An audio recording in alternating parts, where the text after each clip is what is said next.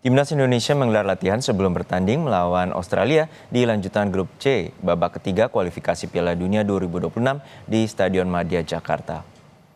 Official training digelar Timnas di lapangan Madia Senayan jelang lawan Australia malam nanti. Stamina pemain Timnas menjadi fokus Shin Tae-yong dalam sesi latihan kali ini. Usai melawan Arab Saudi, pelatih STY menilai positif kondisi fisik para pemain yang meningkat.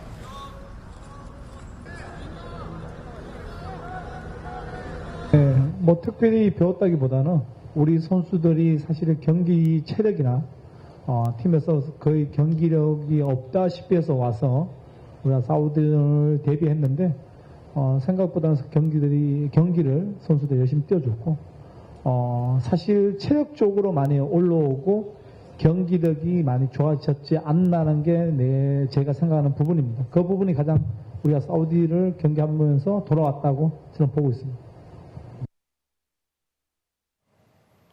Sebelum Timnas Indonesia, tim Australia lebih dahulu melakukan official training di lapangan A Senayan, Jakarta.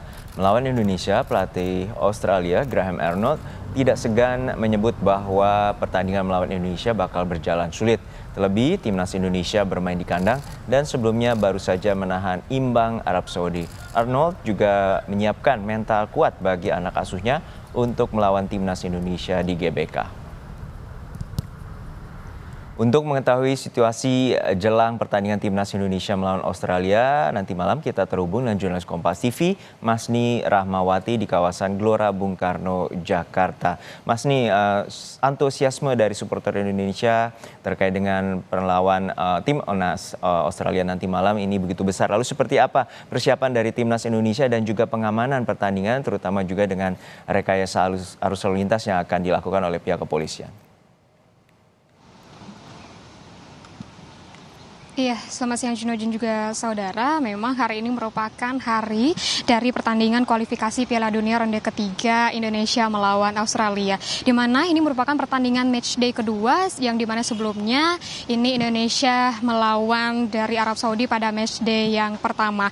Dan dari pelatih Timnas Indonesia, Shin Tae-yong, ini menyebutkan bahwa memang optimis untuk dari Timnas Indonesia melawan Australia pada malam nanti. Di mana kita ketahui bahwa untuk tim Indonesia ini sudah full tim bermain di pertandingan nanti malam. Yang kita ketahui bahwa sebelumnya untuk dari Hafner sendiri ini tidak bisa ikut pada pertandingan melawan Arab Saudi kemarin, namun saat ini sudah bisa join di skuad yang akan bertanding pada malam nanti.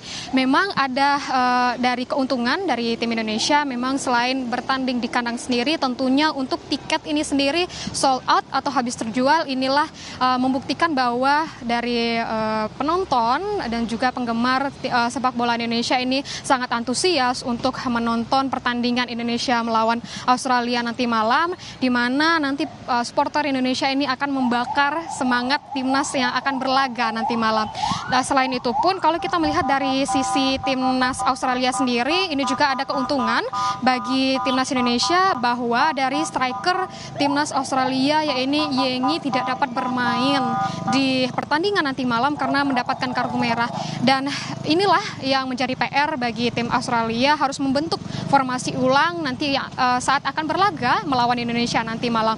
Namun kalau kita melihat lagi, walaupun tidak hanya dari sisi keuntungan, ada juga dari kelemahan dari tim Indonesia, di mana kalau kita ketahui beberapa hari yang lalu Indonesia ini baru saja melawan Arab Saudi, hanya berselang tidak sampai 5 hari tentunya. Inilah kondisi fisik tentunya yang menjadi PR juga bagi tim Indonesia. Namun dari Shin Tae-yong ini menyebutkan bahwa Indonesia untuk kondisi fisiknya memang sudah siap untuk melawan Australia nanti malam.